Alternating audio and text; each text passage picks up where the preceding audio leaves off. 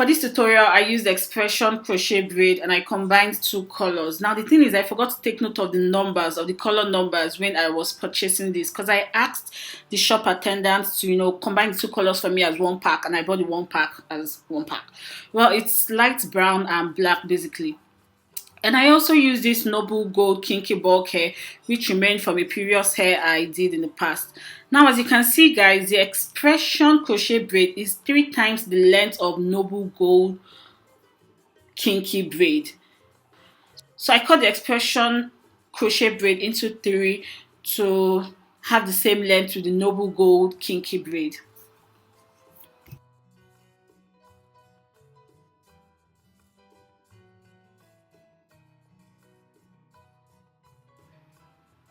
And that was the length I used for the first 2 lines at the back area.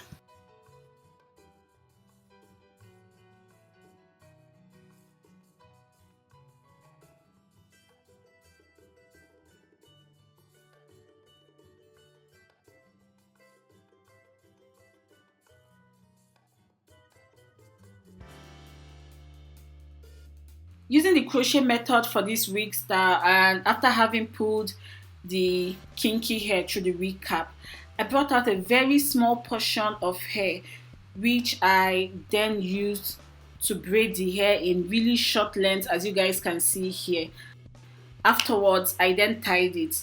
Now the whole essence of the little braiding before tying is to make sure the hair sits in place properly, because there is going to be a lot of combing and brushing and slight tugging afterwards, even when you have the wig sitting on your head. So you don't want hairs falling off like crazy when you are brushing or combing, or trying to set the hair in place basically. Unlike just tying right away without doing the little braiding, which might not secure the hair as properly as we want it secured.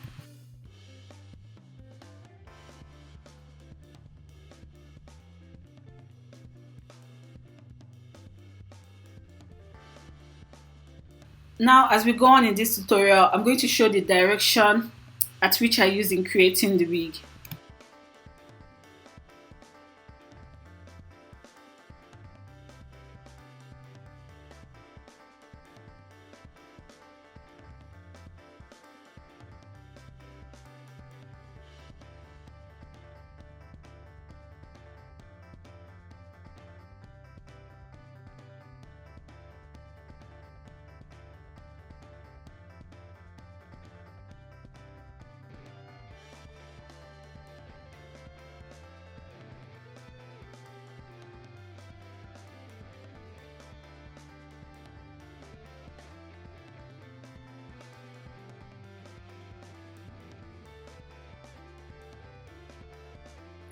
So at this point, when I got to the 3rd line, I started cutting the expression crochet braid into 2, unlike the 3 parts I was cutting it earlier on. Now this is the 4th line on the hair, and as you can see, the length is coming into shape, like everything is looking balanced and all that. Now for every line, or at most every 2 lines I did, I brushed out and combed out, so the colors blended really well.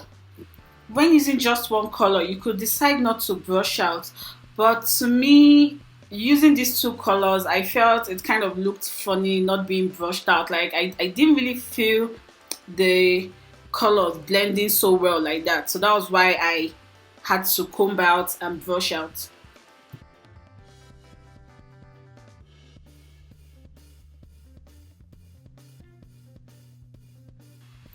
Now at this point, I started looking towards finishing up in a circular movement. And to achieve that, I had to go about it a certain way, because as you guys can see, the cap isn't round at the front. So I just went ahead and did the front part, and of course brushed out.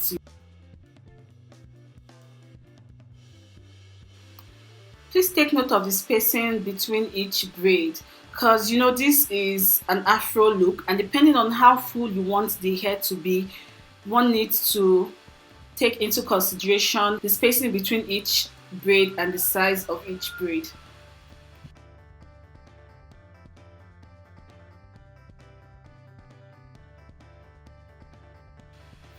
Another thing when it comes to any braiding hair, I would say, is to, after a little while, stop and check how the hair is coming out. And that is what I did right here. I, after doing the front, decided to look at how it was coming out and be sure the hair was forming the look and shape I wanted it to have.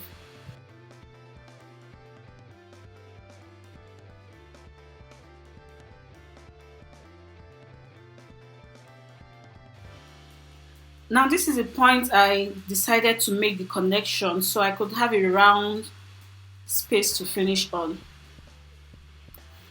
And that's the connection, those two pieces I put there. Because the crown of the net is really soft and could tear up at any slight tugging, I decided to sew on it two layers of net. And before you start saying, oh, the color of the net is lighter than your skin tone, I was fully aware of that, and I also knew the afro was going to completely cover up the net area, so I wasn't worried about that.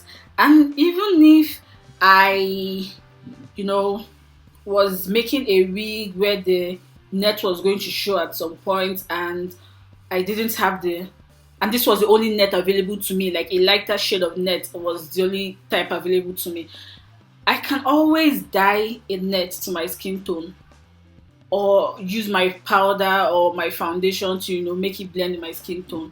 But that's by the way though, it's always more economical to use a net that's the same shade as your skin tone.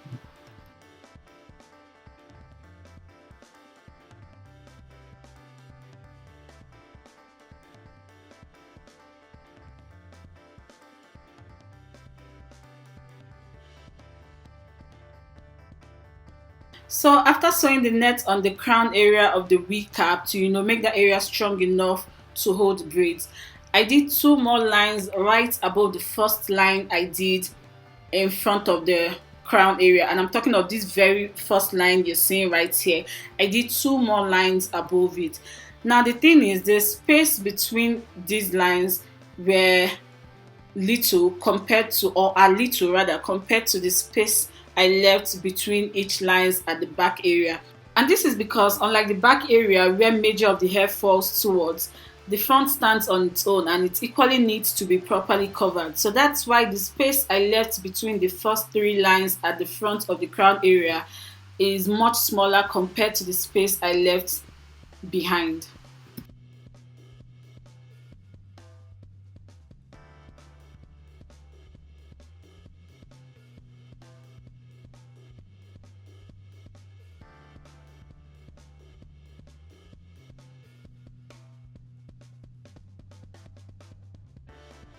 To give you guys an idea of the amount of space I was leaving behind, the next line I was going to do was right above the demarcation between the crown area and the back of the wig cap. And I had just five lines at the back area. So that's to show you guys how much I jumped when it came to the spacing behind. At this point, after the set of braids I did on top of the line that separated the crown from the rest of the wig cap, I started just fixing in the braids randomly, but not so close to each other. This spot is my finishing spot, and I was good with how the back was set. I was equally good with how the front was set. So as my finishing spot, I was just fixing in randomly. No special calculation was put into this, but I also made sure they were not so close, you get. Like I stated earlier, the space between each braid is also something to put into consideration, except you want your hair extraordinarily full, then you can place them really close to each other. If not, just reasonable spacing between each piece of braid.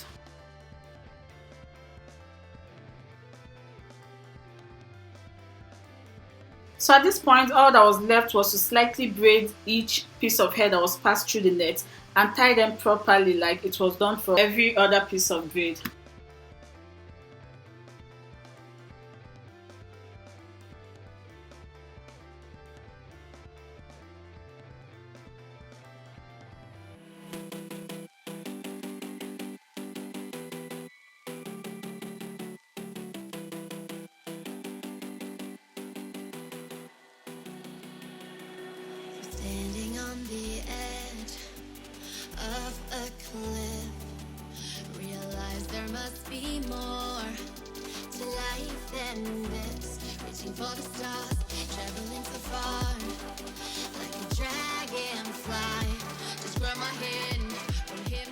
So a few days later, I reduced the length of the hair because I felt the long length wasn't complementing my facial features. Like, as you guys can see, I've got broad chin, and I felt, a shorter length would fit my face better. And I was really happy with the outcome. Like, I really like it this length, I like it this short. So what do you guys think? Do you think I made a mistake cutting it, or do you think this length actually fits my facial features? Just let me know in the comment section below, and let's talk.